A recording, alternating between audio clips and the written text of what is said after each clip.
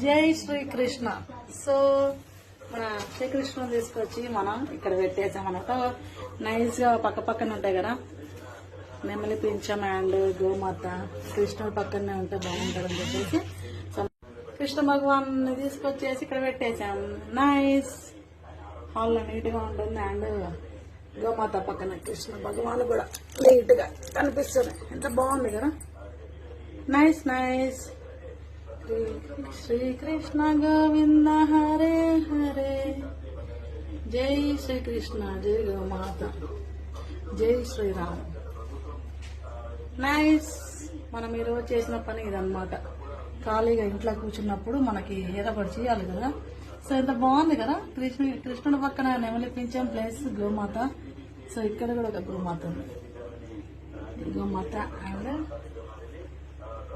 బృందావనం లాగా కృష్ణుడు భగవాన్ పక్కన ఫ్లవర్స్ అంటే చాలా అందంగా ఉంటుంది. నాకు కూడా చాలా ఇష్టం అన్నమాట. Thank you, boy. ఓపెన్ అయిపోయింది బాబు.